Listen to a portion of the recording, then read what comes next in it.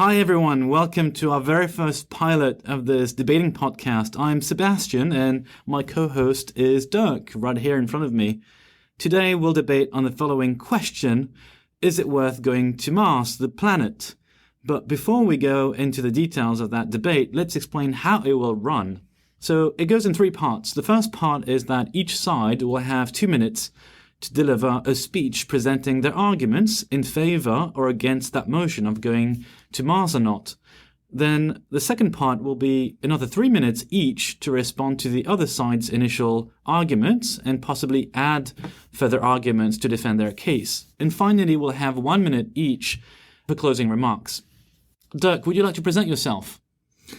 Hi, I'm Dirk. I'm the co-host of this new debating podcast. But what's interesting about you is that you're actually an active podcaster already. And I'm not. That's true. I have no experience in this. You have no experience in that? Absolutely not. You're like a pro.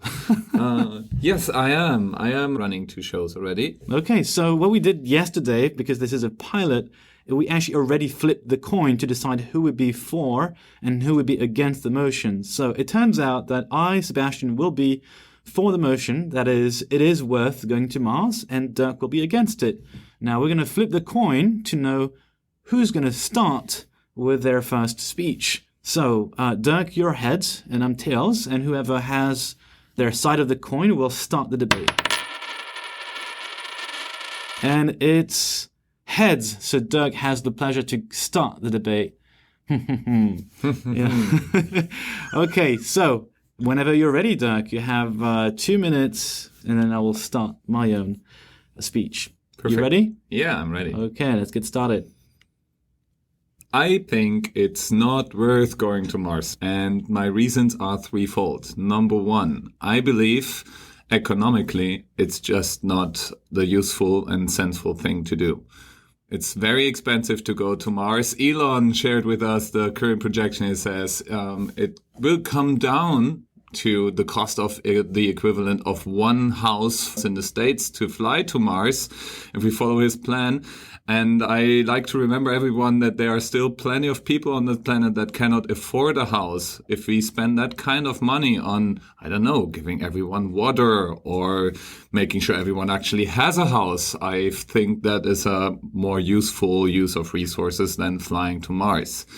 Also, flying to Mars will pose quite a number of expensive challenges. So you have to build the infrastructure, you have to create the rockets that fly you there, the cities we're going to build at Mars and such. It's not coming with a ready-built economy of its own.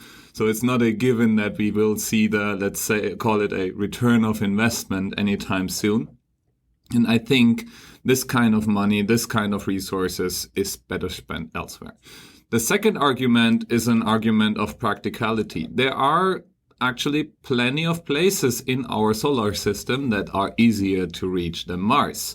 Mars just happened to be the poetic one, that one everyone kind of has in its mind. How about we start with having a base on Moon, which is easier to reach because it's in our system and we don't have to wait 22 months before we come back from there. And here I'm running out of time, so I'm not getting to my third argument. you can add this afterwards, right? You have a second part with an additional 3 minutes, which is not just about responding, but maybe for your additional, back pocket arguments, just to like hone in on your boom. Okay, let's reset this. My turn, 2 minutes, and indeed it's very quick 2 minutes. So I'm kind of tempted to respond to you, but the game is, or the exercise is actually not to respond, but to actually give you my initial speech. So it's a bit tricky because I have some of the counter arguments already. Okay, my 2 minutes. I have a dream. I have a dream that by 2100 we will have colonies in various planets, and we have to get started somewhere. And I have that dream that indeed humanity will survive, right? That we will not nuke ourselves with nuclear weapons. You never know what's going to happen in North Korea. You never know what's going to happen by accident if Trump presses the wrong button, right? So I am very, very eager for humanity to maybe give itself another chance to survive, maybe beyond 2100. So let's get started quite quickly in finding another planet. And Mars will not be enough, by the way, because of what's going to happen to the sun in, 4.5 billion years? And it's tomorrow. Christ's sake. The planet exists for, 4.5 billion years itself? So it's literally tomorrow. So we better get started somewhere. So we find indeed maybe going to the moon first, then to Mars, then to another planet, then to another solar system. And I think yesterday I just read in the news, we just discovered the universe is 10 times bigger than what we thought. So great. I mean, we'll find hopefully another planet, another system where it's livable for a human species. But for this, you need to get started somewhere. And I have that dream that we can indeed reach that possibility fairly quickly. So my argument here is that we should get started fairly quickly, and we can talk about money, and I'll talk about this in my later argument. And the dream aspect is also another thing. It's a shiny project. People want a dream. People want to have a hope, to look forward to something. When the people landed on the moon, I think it was a huge thing. I remember my mum telling me she was watching TV for this. Right? Imagine reaching Mars. I have that dream. Okay, your turn, Dirk, and I have to change my timer to 3 minutes. So for this next section, you have 3 minutes to add further arguments, and then you can also respond to any of my points. You ready? I am ready. I like how you said that we should start somewhere and need to go to Mars to basically have a second base for humankind in case something goes wrong on Earth. So some might argue that this is exactly what is wrong with that idea, because after trashing Earth, we go on to the next planet instead of solving the problems we have here. Also going to other places in the universe, well, the closest planet system to ours is Proxima Centauri, and if you fly with today's physics, that is, to that system, it takes you several decades to get there back. So my guess is we're gonna be stuck with our planets here in the solar system for a while, and probably maybe making Earth the best place in that solar system is something we should continue pursuing. The other argument I was about to make is an argument of sheer practicality. Mars is just not a very habitable planet by any chance. So it has temperatures between 0 and 70 degrees below Celsius and is generally not suitable for us to breathe on, to walk in the sun. All these beautiful pictures with those mountains are actually taken out of almost vacuum atmosphere. And we just don't know if we really can survive longer than, let's say, a year, which is the maximum survival rate right now that we have experience with in the ISS, which is still kind of close to Earth, so we can't do something about anything that comes up. So my counter argument to you is it's not really practical. And it's a danger to our own current habitat if we basically say, hey, we have a replacement, so we don't have to take care of our problems here because we're extending the pace. If we put the same kind of resources that we spend for going to Mars into protecting our Earth, for instance, having something like the Hubble telescope orbiting the sun instead of the Earth, and therefore seeing asteroids and other dangers that come our way early enough so we can do something about it. That would be a better investment of resources in my book. And I believe also, dreams aside, still something to dream for, even if it's not people walking on Mars. Finally, I believe there are, if we make the argument of learning something about our own ecosystem and extending it, sending a robot to Mars is probably the more practical solution. Okay, thank you, Dirk, for this enlightening 3 minutes. It's my turn to get those 3 minutes now. All right, so I love your argument. Let me start with the final argument you had, sending a robot. Well, it turns out we've already done that, so let's do better than that. If that's your dream, it's not enough for me, clearly. Okay, I'll take your arguments one by one, actually. So you said it's not very habitable. Well, there's global warming on Earth, so I guess a lot of people will enjoy the bit of the cold weather if it's too hot. I'm joking, of course I'm joking, but I believe in the progress of science, right? We may recreate an atmosphere. In fact, we have been talking for planet Earth, right, of injecting stuff in the atmosphere to try and fight against global warming. So, I'm a bit worried about what we're going to do to this planet. So, might as well, use it as another planet as an experiment to see if we can actually recreate an atmosphere. Who knows, right? Who knows what we can do here? Finally, sending people to other systems. Well, yes, it may take several decades. The thing is, well, maybe we need an intermediate base, right, to actually be able to propel yourself to some other system. And again, you need to get started somewhere, because at any point, in any case, the sun will, it will become a red dwarf, and it's going to just, englobe the entire solar system. So we will have to exit it at some point if we want to survive as a species. Starting somewhere, you said we should solve the problems on Earth first. Well, and not, destroy another planet. Well, maybe you can choose who goes there, right? We don't have to go together. That's perfectly fine. I think, in Germany, you're environmentally friendly, so maybe you get a free pass. But honestly, I think we can choose. We don't have to send, Trump there. Or maybe we can send him, and only him, and North Korean leaders. And, okay, we can actually choose. On the same side. Fantastic. So let's go to Mars. Thank you. We haven't even finished the debate. But I had further arguments. And it was actually the counterpoint of what you were saying around the economic aspect of it. The thing is, we're talking mostly about private money, right? So private money, basically, we do whatever you want. Yes, Obama has said a few days ago, or a few weeks ago, that he wants to have Americans go to Mars, or humanity go to Mars. But case in point, right now, it's mostly private money, which is funding a lot of the research. So, anyone can choose what they do, where they want to do in that current capitalist system. Also, what's important with that dream aspect is what we've seen in the past is when you have these space projects, you actually have an influx of students who actually want to be in science degrees, right? So it's actually a good way to incentivize people to actually do a bit more of engineering and physics at university.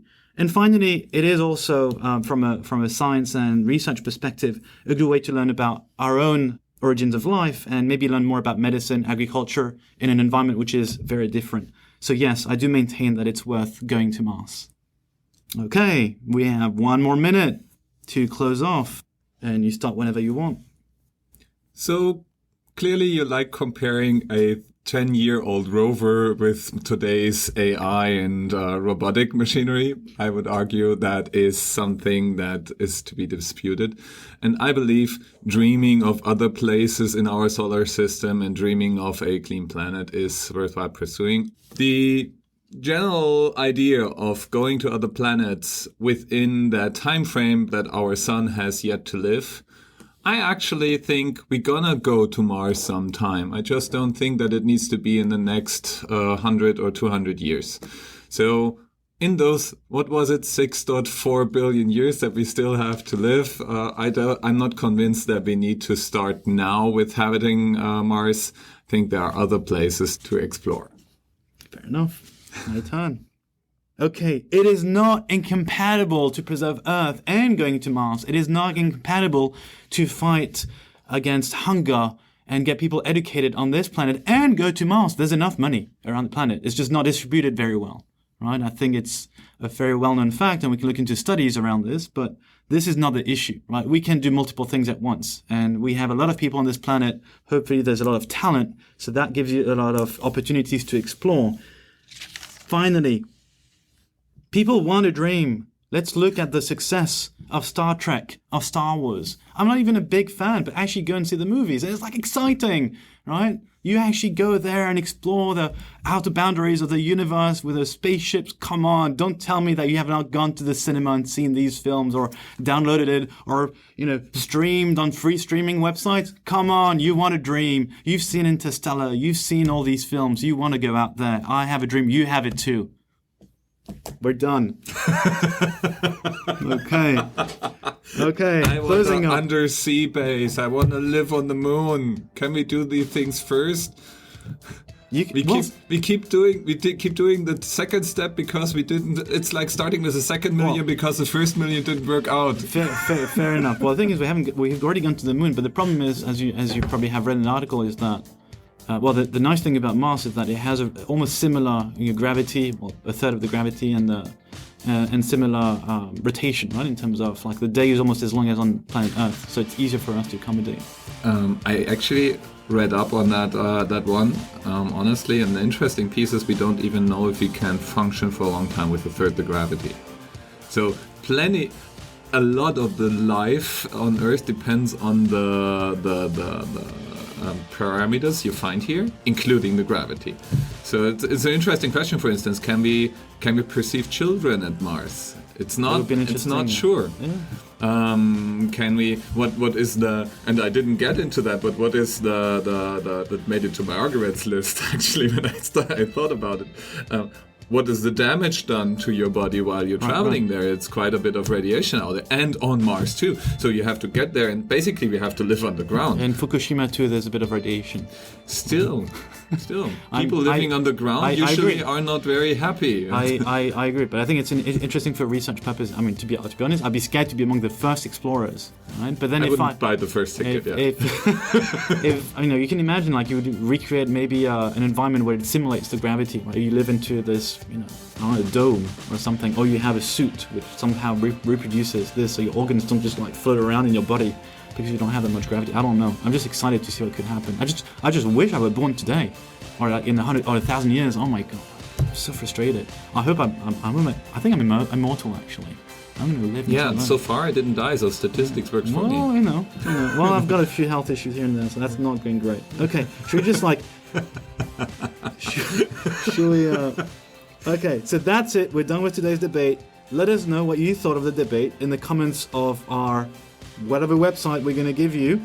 Don't hesitate to let us know what better or other arguments we could have used to make a better case for either side. Thanks very much for listening. Any final words, Dirk? Thank you so much for making that a great debate. And now, I think you kind of won. I have to admit that. You're too generous. No Okay. final words. Okay, it's okay. Okay, I'll start the recording.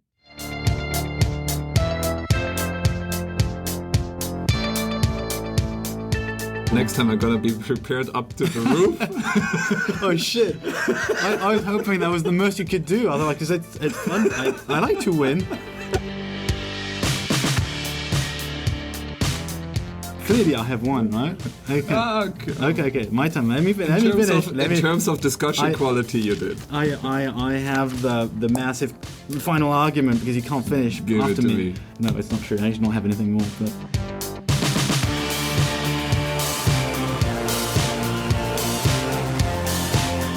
Recordings of whatever I'm saying. I'll use everything against you.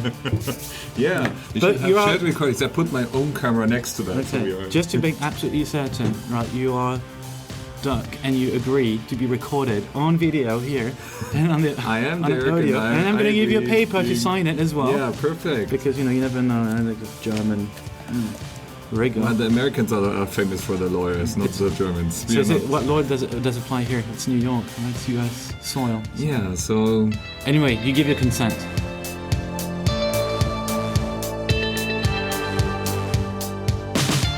Speeches. You're gonna suffer, Mike. This is serious stuff. Yeah. What's gonna happen to the sun in 4.5 billion years? And it's tomorrow. Christ's sake! Like it. yeah, so if you put in your famous sense of humor, we're gonna get to Mars and back. Okay, good. I love you too.